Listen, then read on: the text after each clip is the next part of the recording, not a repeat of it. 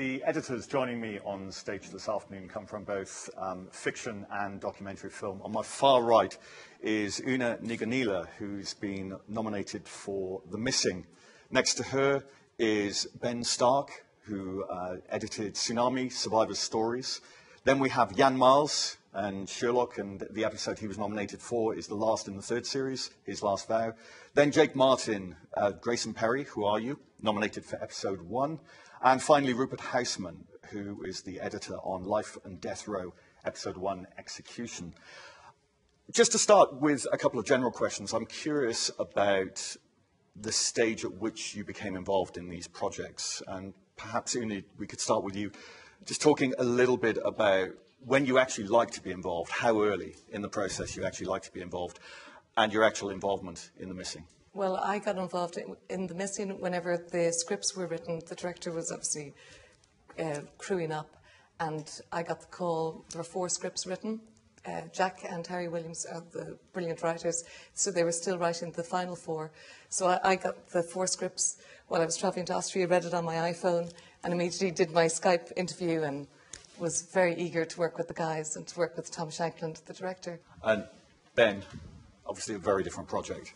Totally different project. I met up with Ursula McFarlane, the director, when we knew the film was going to be made and had a very long list of possible contributors to it and their kind of stories, and we had quite a long conversation over several coffees about what balance we would like to try to have so that it wasn't a purely quite depressing film, but was more trying to harness the wonder of people and the diversity of experience and how you can go through something as random and horrific as that and come out all right at the other end was very important to both of us. Actually, Jan, the episode that you've been nominated for, I found very interesting because I think the whole trajectory of Sherlock has been this propulsive momentum of constantly transforming this character, this central character that everyone, until the TV series came along, felt they knew. Yeah. And this, more than many of the other episodes, really felt like there was an essence that they really wanted to keep changing. I was invited to the read-through. When I went to the read-through, it was, I mean, you could tell the script was brilliant at the read-through. I mean, just to get all the actors there and read it, and it just came alive at the table, you know, sort of hairs on the back of your neck. So going to, and Sherlock had a certain style, so when Nick Horan, the director, filmed it was, there's so many things that are already in place, so its strength was entirely, you know, it's from its script. It just goes to show that a good script goes a very long way, which is not the case all the time. And Jake, how early were you involved in the sort of development of the Grayson Perry programme? Grayson Perry, well, I've worked with Neil Crombie, the director, for about 10 years. So I've worked on most of his films, and I did the previous series of Grayson Perry. And I think as soon as we finished that, he was talking about what the next series is going to be. So it was an ongoing conversation, really, about what it was going to be. And then we just started editing, really. Nice and easy. Well, then it gets different. It is different. I mean, like next week I start a job, I haven't even met the director. So. And Rupert, Life and Death Row, which, what I find quite fascinating about it, and curious for you to talk about, is that it is a programme that's covering a very sort of well-worn area of death row in the US, but manages to always stop short throughout of actually taking the stand, and instead leaves everything open for the audience. And could you talk a little bit about the conversations you had with the director over approaching this? I mean, when I'd worked with Ben Anthony before anyway, so that's why you were talking about. We were when we finished 7/7, we were in discussions about what we would like to do next, and Ben was approached to do Life and Death Row by Colin Barn. We thought that would be a nice thing to do, you know, it'd be a good thing to do. And actually, because it's well trodden, that's what made it interesting, because mostly what you get with that subject matter is liberal documentary being made, you know, because it's just terrible. Everyone knows it's awful, but to try and tell the counter-argument and make a balanced film is a much more interesting challenge to try and frame it in that way. I mean, Ben filmed for the entire year in Texas. 19 people were executed over that year. And he filmed loads of them. And so when we first started making it, was going to be a year in the life of Texas, and it was overwhelming. Lots of footage, quite bleak. But there were two stories which felt they were always going to be quite strong bedfellows, and they ended up being the two we put together for the hour in the end. With each of the nominated programs, I'm curious about was there a specific moment of a challenge that you faced, and that when you look back on the episode or of the documentary, you kind of think, yeah, I managed to sort of crack that? Perhaps stay with you.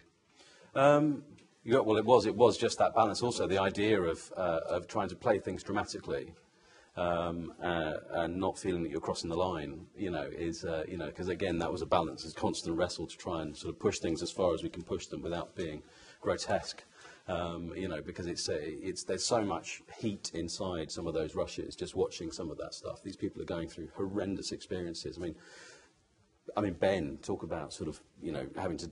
A terrible day's filming. He had to, the first time he met both Anthony Haynes and Richard Cobb was on the day before their execution. So you can imagine sitting there setting up, and you're staring into the eyes of people who are 24 hours later probably going to be dead, and that's an extraordinary thing to witness. And docs are brilliant at doing this, and especially because we used the Interrotron in that. So we all looked into the eyes of these people, and they conveyed all these emotions instantaneously to us.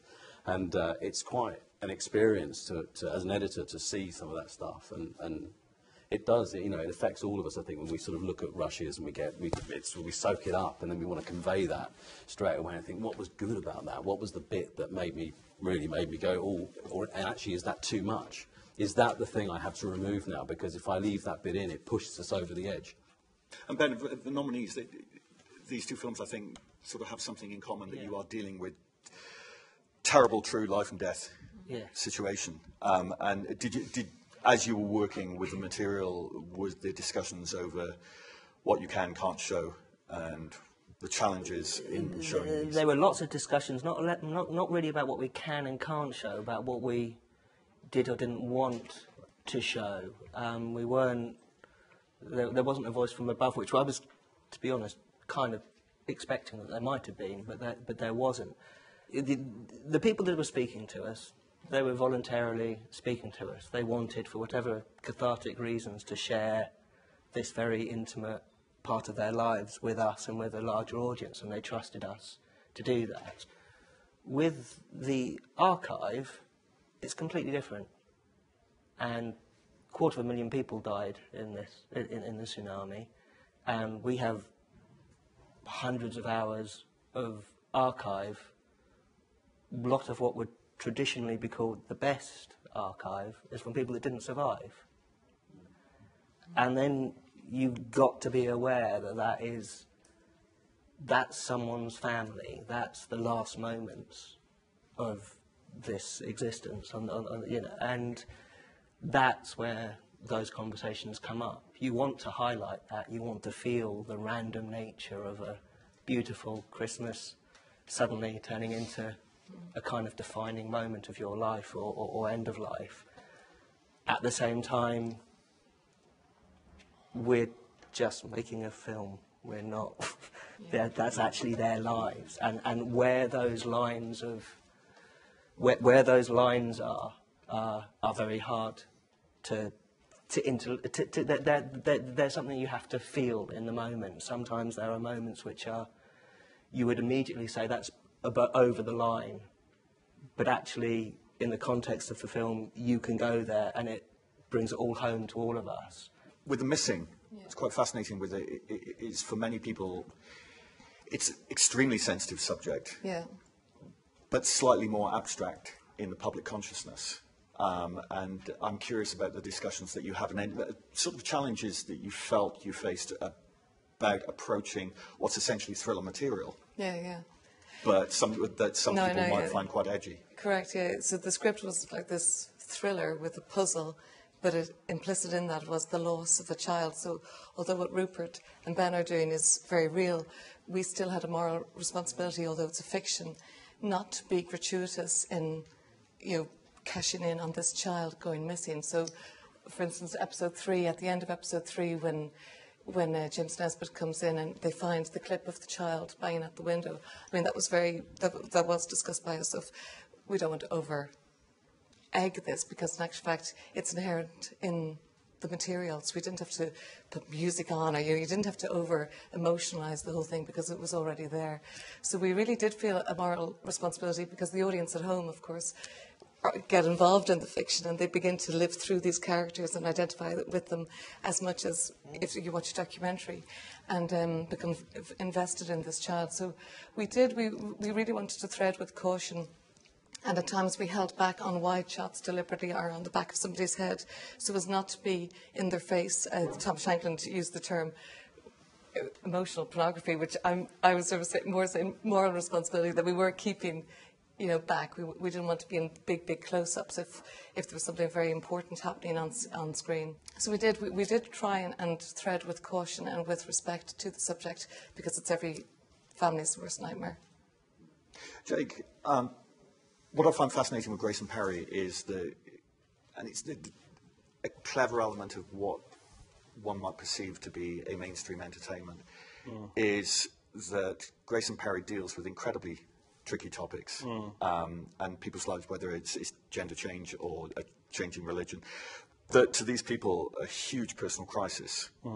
And I found it fascinating watching the nominated episode that you managed to perfectly get the balance between this exuberant character, this host, this guide who's taking us through these characters' lives, but also never being so overwhelming that it kind of dominates the stories, the personal stories of these people. Yeah, I think that's really down to Grayson. He's quite extraordinary. What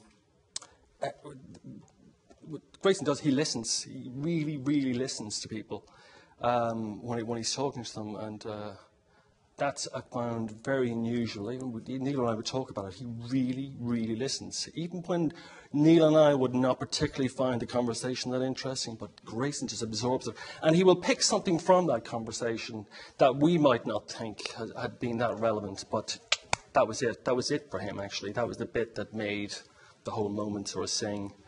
I think our struggles with that were kind of make these individual stories kind of universal, feel like they were not really about just a single person's kind of change, but they actually had a relevance to everybody that are reflected back on. Like Jazz's story is, well, his original name was Jazz, I think it's Alexandra now, but the kind of sex change, that it's everybody's sexual journey, it's not just his. Ryland's search for identity is everybody's search, and so on and so forth. And that was our big thing, really. Yeah, and a different challenge that I felt when I was watching Sherlock, and the reason I think it's such a huge success is balancing the cleverness of what Stephen's been doing with this incredibly strong emotional core to the series. And I felt with this episode, you said earlier about being bold. Yeah. The sequence that follows Sherlock being shot is absolutely astonishing. Well, he spends 10 minutes in his mind palace. Yeah. The trickery of filmmaking, isn't it? And I feel like I'm making popcorn compared to these guys, by the way. I'm making everybody laugh and you're making everybody cry. But we, however, do make people cry in Sherlock as well. But I think that the fun of Sherlock is it's like the Sherlock, the license to sort of go anywhere you like, really.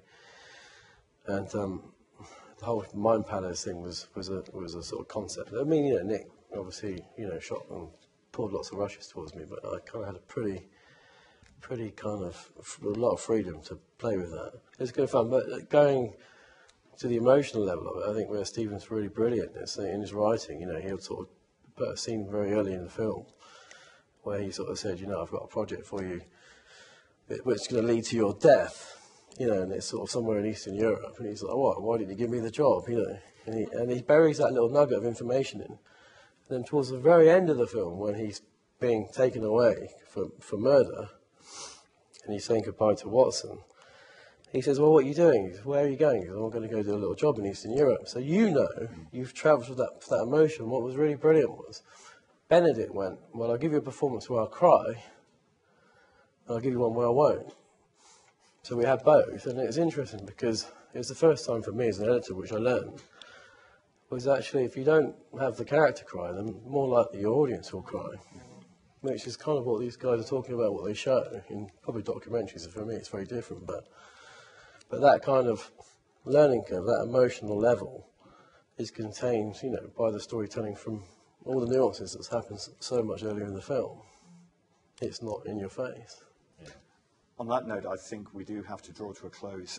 Very best of luck to all of you tomorrow night. Can you please join me in thanking our guests.